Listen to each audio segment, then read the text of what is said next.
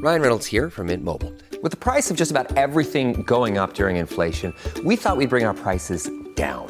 So to help us, we brought in a reverse auctioneer, which is apparently a thing. Mint Mobile Unlimited Premium Wireless. How to get 30, 30, bit to get 30, bit to get 20, 20, 20, bit to get 20, 20, bit to get 15, 15, 15, 15, just $15 a month? Sold! Give it a try at mintmobile.com/switch. $45 up front for 3 months plus taxes and fees. Promo rate for new customers for limited time. Unlimited more than 40 gigabytes per month. Slows full terms at mintmobile.com. At Evernorth Health Services, we believe costs shouldn't get in the way of life-changing care, and we're doing everything in our power to make it possible. Behavioral health solutions that also keep your projections at their best? It's possible.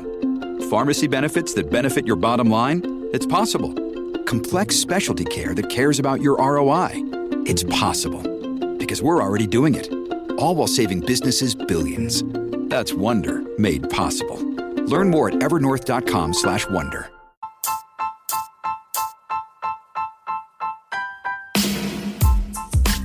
Hello ladies, welcome to the podcast Living in Your Feminine with me, your host Victoria Janke. This is a safe place for you sisters. We're going to talk about all the feminine subjects, what it means to be a woman, how you thrive as a goddess, how you be successful in business, but we're also going to talk about subjects that people don't normally talk about, like miscarriage, because we want to educate people and also that women don't feel alone anymore.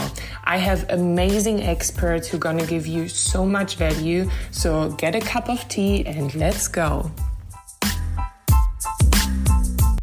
Welcome to another episode of Living in Your Feminine. Today I have a fempreneur with me here, a young leader. Her name is Anastasia Barner. She's one of the youngest female founders in Germany. She's a TEDx speaker with only 25 years. She is also one of the top 5 youth journalists, and she founded her company FeMentor. I'm so excited to have you here. Thank you for having me. I like to start my podcast with a random question. The random question for you is, what is something you cannot stop doing? What is something you could not live without? Oh, that's an easy question. Like, I'm Gen Z, so like obviously it has to be an iPhone. But the second most important random thing I need in my life, besides of an iPhone, is my earplugs. I have been sleeping with earplugs since I'm 10, like for 15 years. I cannot sleep without them. I think that's my secret addiction, so yeah. You definitely Gen Z. I'm millennium? Yeah. So I'm like before you, but okay, earplugs. I cannot, they always fall out my ears. I think I have very big ears. I push them very far. You push them deep. You grew up with it. Your head is like so fond into it. I love it. Very Gen Z. Amazing. You're so inspiring. We met a week ago at a dinner where we got invited and we were sitting opposite of each other and we had this beautiful conversation and like I felt this is gonna go deep and you're so inspiring. I mean, when I was 25, what did I do? Modeling, traveling the world, and you sounds fun. I want to do that. Well, you have your company and you're inspiring women, but before we go more deeper into that, you also told me that when you were 7 years old, you became an actress, and when you were 14 years old, you became a journalist. I mean, when I was 7 years old, I was playing with my dolls, and when I was 14, I was like, looking for the boys in my class and all this. So I did not think of journalism or anything like this.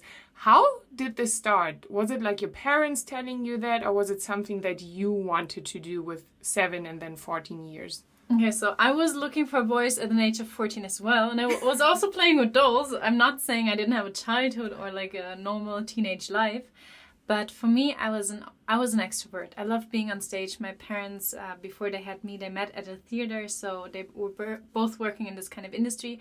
So like for me, becoming an actress was like a natural thing because this is what I grew up with. And I always wanted to become an actress. I never wanted to be a startup founder or whatever. It just like happened randomly, to be honest, and because I had an idea. I think I had the idea of my life very clear at a very young age. I wrote a bucket list at an age of 14 where I put everything down that I wanted to achieve in life. And actually I was looking at my laptop at like an age of 22, 23. And I saw that the bucket list that I wrote like at an age of 14, I completely finished it at an age of 23. So that was a very weird moment for me at the same time, because I was like, okay, I did everything I wanted to achieve in my whole life, and now I finished all of this within like 9 years. What do I do now? And I think doing everything early has its benefits for sure, but it also has the moment where you're like, oh shit, I should have taken some time, and I should have traveled, and I should have just lived a regular young girl's life, and I didn't really do that fully.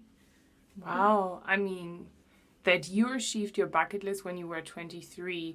Do you have a new bucket list now? Do you like update your bucket list? Well, I didn't update it anymore because obviously the list was supposed to be for my life. There was everything on it, like visit a Justin Bieber concert, date a rock star, date a football player. Wait, who was the football player? I'm not. No. Oh, gossip. Hello, we want to know. German soccer player. American German. Oh, you're not gonna tell us. Okay. Anyway, so you fulfilled your bucket list. Also, yeah. like that was like the teenage dreams, and then there were things on like give a TED talk, write a book, be a startup founder, do some stuff that makes an impact in our world. And to be honest, now I'm actually working on a bucket list that is more focused on internal goals, like who do I want to become? Who am I? What do I want to change in my life and in the life of others? So yeah, it's more, I think, more hard bucket listy. I just have to laugh. So, like, for the listeners, if you hear some background noises, we're literally sitting in a co-working space in a telephone booth. And it's so hot. We don't have air condition. Help us. It's very warm. Now everyone thinks like, what is Victoria doing with her guests? But you know, that's the one thing. When you start, and maybe you can share that as well, when you started your startup, you're not going to start with like the most amazing equipment and with like everything. No, you start from like having one microphone, being in a telephone cell. I mean, but it's better you started, because otherwise it gets too complex. And I said this in the podcast episode before. Complexity is the enemy of execution. If you make something too complex, you're just not doing it. How was it for you when you started your startup, FeMentor? What is so incredible, by the way, you bring women together and like mentors to mentees, and I think this is so important. First of all, how did you get this idea? So like I founded the first reverse mentoring company in Europe. So with us, you find a mentor, like a female mentor, because it says FeMentor, female mentor in one word. You find a female mentor that is from a different generation. So your mentor doesn't have to always be older than you are. They can also be younger. So like it means that different generations exchange knowledge. And I had this idea because I always had mentors in my life between the age of 14 to 20. I had like around 50 mentors in my life, mostly females. And I was like, this is so inspiring. But the thing that they all did with me, they didn't only tell me stuff about their life, they asked me questions about Generation Z. How do we work? How does Tinder work? How does social media work? How do you upload an Instagram story? And more important, how do you delete one? So it was super important for them to understand my generation. I understood, okay, this is something that is a new thing. This is a new market, because my generation grew up in a way that no other generation has ever grown up. And I just thought, let's start a company where people, and females especially, can find someone they can talk to on eyesight, instead of having like this, I'm the mentor, I'm older, you have to be respecting me because I have all the knowledge. Because it's not true. You don't have all the knowledge, and you never stop learning. And I think this is a huge aspect of my startup. So true. And we never stop learning, and we never stop growing as well. And I love what you said about a mentor doesn't have to be someone older, because I feel like a lot of people think when you talk about a mentor or a coach, it has to be this like wise older person. I mean, don't get me wrong, they are like very wise, and I have like mentors who are older, but also like I feel like you're gonna become my mentor. You're young and like I love that. It's like also because, you know, we also learn from the younger generations. It's not just like the older, or like even the same age. Mentor is someone who has something that you would like to have. And in order to get this, you learn from them. You learn, it's like the same. If you want to be a millionaire, surround yourself with like 5 millionaires and learn from them, right? Or if you want to be in a relationship, find 5 people who are in a working relationship and learn from them. And you said you had 50 or 15 mentors? 50. 50. Wow. Where did you find all these people? To be honest, my mom. I don't know. She's a successful PR agent, and we lived in LA, we lived in India, we lived in Cuba. So like for me, understanding that the heritage that I get from my mom is maybe not big money, but it's knowledge and it's network. And I think that is something that is so underestimated. Like for example, when we went to the dinner and we networked, that is the most essential part of life. Networking, meeting people, getting to know each other, talk to someone that you normally like.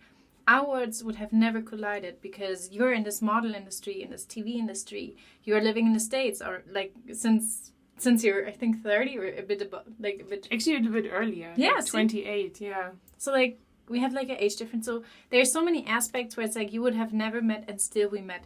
But the thing is, taking the chance, meeting with each other doesn't do anything. You have to talk to people that maybe don't seem interesting to you in the first seconds, or like, oh, she's in a different industry. Fuck it, never mind. She can be in a different industry, but she can still be interesting. And that's, I think, super important to understand that with network, that is something you have to build if you don't have it. And if you have it, you have to cherish it. It's like a garden that has like different kind of flowers and everybody needs like different kind of watering. So like the rose needs more attention than like maybe the small little flowers that are growing everywhere. But you have to understand the needs of your network and you have to fulfill it to keep the network going and growing. I love that. I'm also a big networker. And what I do when I go to events, like what you said when we met, talking to people that you have not known before. That's why I like to go to events also by myself, because then you have to meet someone, because otherwise it's kind of... You are not alone. You are not alone. I was not alone then. I was with my friend Tanya. But yeah, to meet like... And I want to challenge you, if you're listening right now, the next time when you go out or when you go to an event, make like a plan that you're going to meet 3 new people. You're going to get their name, what they're doing, and their phone number. And then connect with them, right? Stay connected with them too. Or don't even get the phone number. Just connect on social media. Use LinkedIn. LinkedIn is a huge platform. Gen Z here. I'm like, get the number. She's like, no, get Instagram. Get Instagram, get LinkedIn. No, but it's true. And it's also... You don't always have to network at events. For example, I have met an investor in an airplane and he started investing into a startup that I know, and I connected him because I was sitting in a flight, it was a late night flight, and I was sitting next to him. He was reading like a biography of Elon Musk, and I've met this man. So I was sitting next to him. I was like, oh, he's a white guy. And he's like, how do you know him? I was like, oh, and we just started chatting, and it was so interesting how you can get into contact with humans because they're willing to do. We are human beings who like to network and connect with others. That's our whole identity. So yeah. Wait, you met Elon Musk, yeah. Did you say? Wow, okay. I want to share something, and then I have a question for you. I'm friends with his mom, so I had a photo shoot with May Musk in New York. And it was so funny because I just got my boobs done with my own very fat. Naturally. I can tell. I just looked. No, with my own fat. So something I always wanted to do. And so I was like... so funny. So I had like this band-aid and everything, and then I saw her and she had something with her foot. She didn't get her foot done or something. She just I got injured, and I was like, oh my god, you're hurt. Like, what is going on? So we started to connect, and we had like this instant connection. She also speaks German, you know, and then she signed me her book. And I'm coming from the modeling background, and she was a single mom and a model, and she moved from Africa to Canada, and like was really like hardworking and so, just such an inspiring woman, right? And then she invited me to her launch party in New York, and I went there, and then we followed each other on Instagram. Oh, wow. So I do not have her number, but I have her Instagram, and she follows me too, and she watches my story, so she's incredible. Anyway, so. But I've never met Elon. Not yet. Not yet. How is he, and how come you met him? Where did you meet? Did you go to like a Tesla store or something? I was like, go buy yourself a Tesla, meet Elon. No.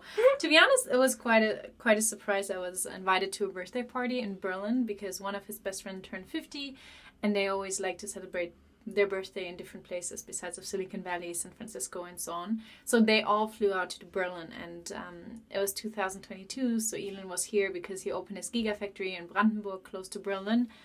And the one that just burned, by the way. Oh yeah, that one.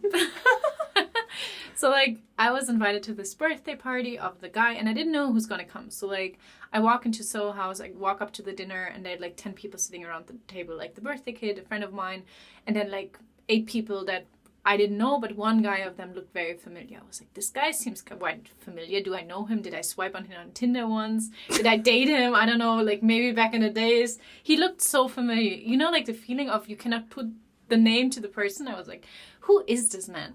So it was like the only seat on the table was free next to this man that seemed familiar. So I was sitting next to him. I'm like, hi, I'm Anastasia. Who are you? And he's like, oh, I'm Elon. And then I made like, oh, I didn't date this man. I know him from every cover, from his book, from everywhere. This is fucking Elon Musk. So I was sitting next to Elon Musk, sharing my French fries with him. And was just sitting there and I was like, I didn't ask him for money because that's the first question that I get in the startup scene. Like, oh, did you ask him for money? I'm like, no, I didn't. Maybe I should have asked him for a kid. So Elon, if you're listening, I'm ready. No, just... Would you date Elon Musk? Would he be someone you would date? I'm He's 25. Old. He's old, right?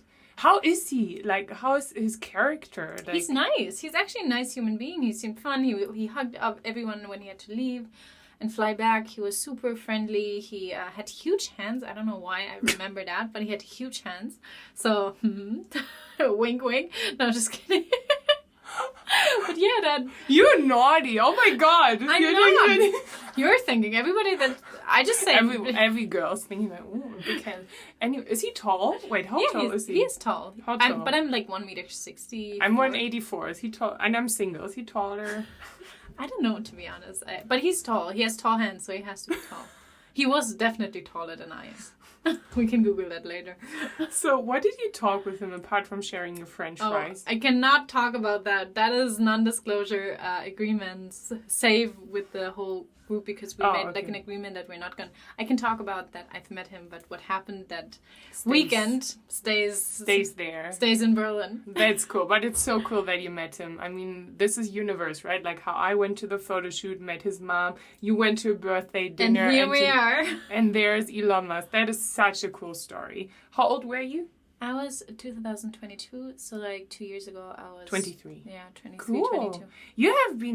You don't need to travel the world. The world is coming to you, love. So you're good, but okay. I still have FOMO, to be honest. You can come and visit me in Miami. Perfect. And we travel. So, but going back from Elon Musk, going now back to your company. So you had mentors and then you decided to start your company, right? FeMentor. Mm-hmm. So how long did it take you until you brought it to the market? What were like the challenges and how did you cope with the challenges? I love that you were talking about complexity in the beginning, that it's like that is stopping you instead of pushing you forward. And that is kind of what I did. Maybe the Nike slogan, just do it. So that's kind of the approach of my startup. I was just like, I had an idea and within 2 weeks, I completely did everything and founded this company and built the website with a UX designer. So like, I just had 2 weeks to complete this task because I was nominated. I was talking with a journalist about the idea of my startup and they're like, oh, we have like a prize to give to female founders and we would like to nominate you. And the chances are quite high you can win with this idea. But the website and everything has to be done in 2 weeks. And I was like, challenge accepted. It cannot be that hard, right? It was crazy hard. I didn't sleep much in that time. And I actually didn't want a website. I wanted an app. But then I realized how expensive it is to like create an app and like keep it going. So I just said, okay, no, maybe not in the beginning. Maybe we start a bit smaller and just start with a website. And it was actually a very good decision back then because I still don't have an app, even though we can afford it. But I thought about like, what's the first thing you always delete off your phone when you don't have space on it anymore? I don't delete pictures. I delete apps that I don't use. So that's a little side story. But yeah, I was just like doing it within 2 weeks. And the day I upload the website, I received an award. So I was winning the award. I'm a Berlin Hero 2019. So that was kind of my story. And I was like, okay, I have to keep going. I have to do this. I have to do this not only for myself, but for all the females out there that don't have a mentor, that lack like someone in their community that is younger, that has a different approach in life. And I started back then with 50 mentors, the mentors that I had in my life. And by now we're over 5,000 mentors. So after four years. First of all, congratulations. Well deserved, the award. And is it in German and English? Or yeah. We're worldwide. Like after 3 years, we expanded worldwide. And we're in Dubai, New York, LA, we're in Korea, in South Africa. So like we started spreading everywhere because people talked about their experience they had with us, and we never put any money in marketing because I wanted to grow naturally, and people had such good experiences with us that they were recommending it on holidays, to friends, to people in their network. So like we grew so naturally because people had a good experience with us and recommended it. And that was the whole magic of FeMentor. Wow, and how do you become a mentor and a mentee? Is there like a subscription fee? How does it work? So it's completely for free. That was a very important part for me to like not sell data and not pay, like have people or females pay for it, because we have the pay gap, the gender pay gap. Females already earn less than men. And I think a lot of business models are focusing on females that I have to pay for like a service, to network, to get to know each other. And I didn't want that. I didn't want a business model where I profit off girls or young girls or females that maybe would like to be part of something like this, but they cannot afford it. So we have females that are going to take over a family business, but we also have females who are refugees and came into a country that they don't speak the language, that they don't know anyone in. So it's completely for free. You just go to the website www.fementor.de and you just apply, and then we accept you hopefully, and then we will match you with the perfect fit, even younger or older. Okay, I wanna be in there. I wanna be a mentor and I wanna be a mentee. You can be both. I wanna be both. Can you? Yeah. Okay. That's amazing, because my life changed because of my mentors, because of Tony Robbins, John Strzelecki, and I also Lady Diana is a mentor for me. Even though she's not alive anymore, I still watch her things. I still watch what she's doing, how she's speaking, and I just love having a mentor because we're supposed to grow, right? We're not trees. We're not supposed to be like sitting somewhere and being always the same. We're supposed to grow. So I love what you do. What was your biggest learning with your startup? What is something you learned and you want to like? Well, you learn a lot about yourself, but you also give a lot of things like up in your life. Like, for example, I didn't know how much time a startup would take in. So like a lot of girls in my network, they're like, oh, I want to start a company. I want to do it myself. I want to work for myself. And I always thought, like, when I'm traveling, I get paid to travel. I get paid to speak at events in different countries. And it's fun, but it's also a lot of work, and it also gets lonely sometimes. And I think this is a part that nobody really talks about. And last year I was publishing my first book in German, sadly, but it is about all the things that go wrong in the startup scene and that nobody told me. And you only know about when you become part of the startups world, when it's already too late. So you are lonely. So people are jealous. Some friendships are not going to last. Some family members are not going to be supportive of your idea. And as soon as you're successful, they're not going to cheer for you. They're going to hate you. And I think that is something that we need to talk about, that this is something that will happen to most of us. And it is sad, but at the same time, you gain so much. You gain knowledge, you gain a network, you gain people that you're collecting, you're gaining so many experiences that I wouldn't want to lack, but I still would have liked to know what I get myself into. And I think many don't. And sometimes it's even better to be employed and have a great job. And when you close the laptop, it's done. Work stays where you are working or in the workplace you're in. And it doesn't happen if you have a startup or if you have your own baby you bring home and everywhere with you. So it's a full-time job that you never get rid of. And I think that's something that I learned. I mean, everyone has to decide what they want to do in life. If they want to do a 9-to-5 job or being self-employed. I love being self-employed because you're free. I can work from anywhere in the world. I have my own time. I like choose the people I want to work with, and I'm free to create. I'm free to do the things I want to do. I also was like working in an office and I hated it. It was not my thing. And I also feel like you're a very free spirit. And of course, everything, like every work comes with also things that you might don't like, right? So that's just part of the game. And there will be not a thing like where you always like, oh my God, everything is so amazing. No, but if you have like a why, a big purpose, why you're doing this, like for you, what I hear here is that you really want other women to glow and grow and shine and support each other and to build a community. And this why keeps you going, right? Maybe we should rename your podcast like Shine or something. I think that would fit perfectly. Maybe in the future. And so I loved what you said. So, and you also were a TEDx speaker, right? How did this happen? To be like, before I started the company, I was working in an agency that organized TEDx events. So my dream was, one day I'm going to be one of those speakers on stage. And I was working like in the back office. I was backstage taking care of all the speakers. And 3 years later, I was 19 back then. And then I turned 22.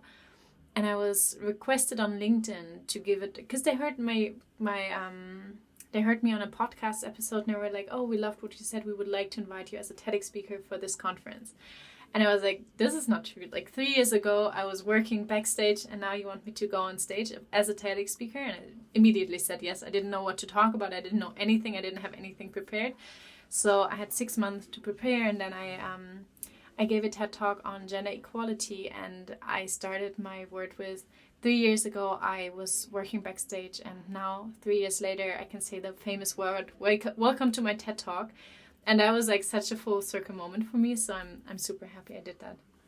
Wow, congratulations. And it also shows when you manifest something in your life, when you really want something, right? With your bucket list, or you really feeling that you want to do this, that things are going to happen. And this is what I tell my mentees, that I tell them to write down everything they wish for in the past tense and to read it every night before they go to bed.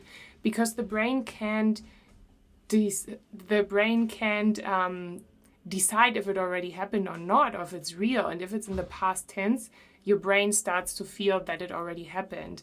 And I believe strongly in manifestation. And I mean, this show, like your story shows this in so many ways. It's so incredible. Do you have a full circle moment in your life? A full circle? Yeah, like something that you wanted and that happened. The US, moving to the US, having a green card, I manifested that. I was like, I'm going to live in the US. I'm going to be on stages. I'm going to be on TV. I'm going to help women. And it's all happening now. I'm speaking on stages. I have a green card since 2 years. I started my company. And I manifest a lot in my life. And I also loved, going back to you, I love what you said when they ask you to speak at TEDx, and you said yes, even though you didn't know what you're going to speak about. That is such a good learning. We do not need to have a plan in order to say yes to something. The plan is going to come while we're doing it, right? So, I mean, you prepared and everything, but in this moment you said yes, and you were like, I'm going to make it. I'm going to do it. Just do it. And that's a big thing. Just do it. You know, if you want to start your podcast, get an app, just do it. Do it in like a hot, like a phone booth like we do right now. Just do it. You want to do a startup, just do it. You don't need to have an app. Do a website. In the end, it was even better that you had just the website, right? Not an app. So thank you so much. That was great. We're like sweating here right now, but I'm like so grateful that we met. And I know this is going to become a long-lasting friendship. We're going to laugh a lot. Is there anything else you want to share with the listeners? Well, to be honest, I think in a lot of podcasts and a lot of videos on YouTube or Instagram or whatever, we hear about like say yes, which is a very important part. But I think it's also important to, especially for women, to learn to say no. I think a lot of women don't say yes to opportunities that are good for them, but say no or say yes to things that people want from them. And I think it's super important to not overshare your energy. So like if someone says, hey, can you help me with this or that? Say yes, but if this person always asks you and never gives anything in return, you are allowed to say no. And I think that's super important to hear for especially women as well, because that was a very hard learning for me, to say no to people that always took something from me and took it for granted and never gave something back. And I was always, oh yeah, karma, it's going to come back from someone else. Sometimes I want it back from the same person, and then it's completely fine to also say sometimes no. So say yes to opportunities for you, but also say no to people that use you. And listen to your intuition, right? Yeah. Deep inside of yourself, you know if this is right for you, if this is a yes or if this is a no. I do this a lot. I stop, I breathe, and I ask myself the question, and I touch my belly, and I'm like, and my stomach, my belly will tell me if this is a yes or no. Very important. Thank you so much. If people want to find you, what is the best way to connect? So like reach out on LinkedIn. My name is Anastasia Barner, or reach out on Instagram. I think you will have the links in the show notes. So just reach out to me, network, connect with each other. And yeah, I'm looking forward to your messages and also feedback. Thank you so much. You're wonderful. So inspiring. Thank you.